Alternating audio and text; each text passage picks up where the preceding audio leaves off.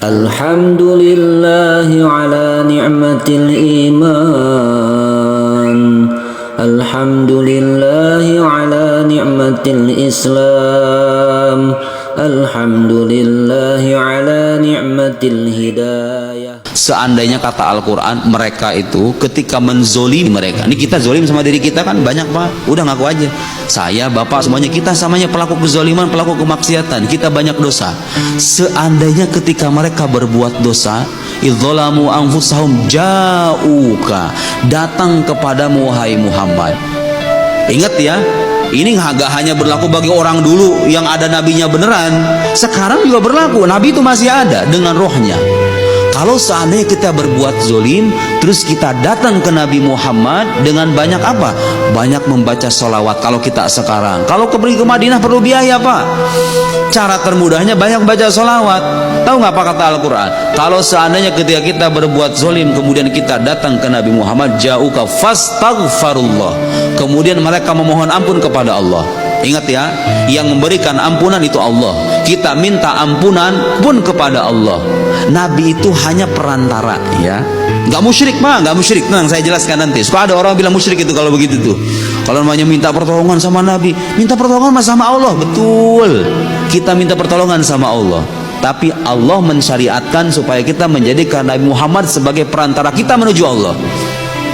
Walau annahum idzalamu anfusahum ja'uka fastaghfarullaha, mereka minta ampun kepada wastaghfara lahumur rasul, kemudian Rasul memintakan ampunan kepada mereka. Lihat, orang berbuat zolim datang ke Nabi, banyak baca sholawat, memohon ampun kepada Allah, beristighfar, kemudian Nabi memohonkan ampunan untuk orang itu. Apa coba balasannya pak?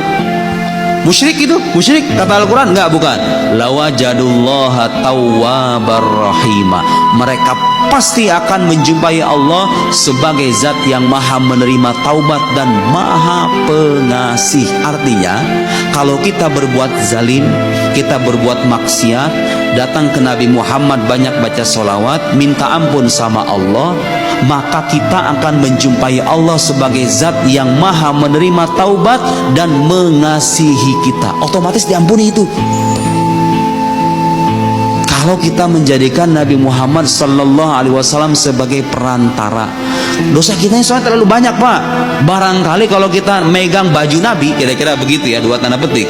Kalau kita megang baju Nabi, kita kecipratan tuh. Lihat Al-Quran, lawajadullaha tawwabar rahim. Lanjutannya apa pak?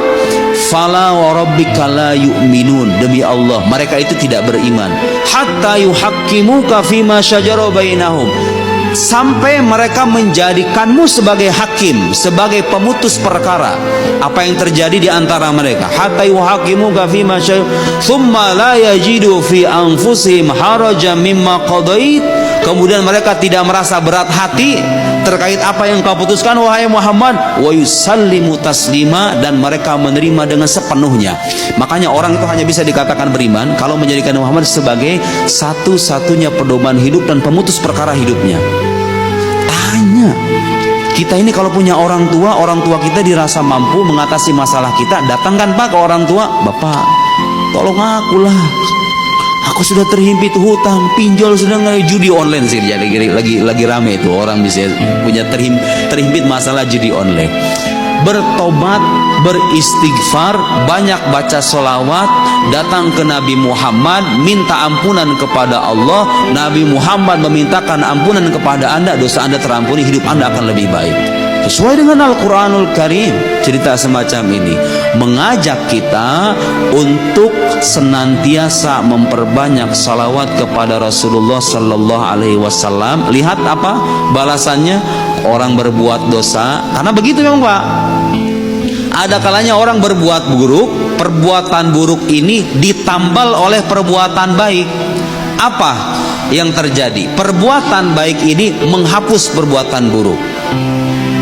Dalam sebuah hadis Rasul bersabda, ittaqillah haitsuma kunta wa atbi'is sayyi'atal hasanata tamhuha. Bertakwalah kepada Allah dimanapun dan kapanpun kamu berada. Wa atbi'is sayyi'atal hasanah, ikutilah keburukan dengan kebaikan.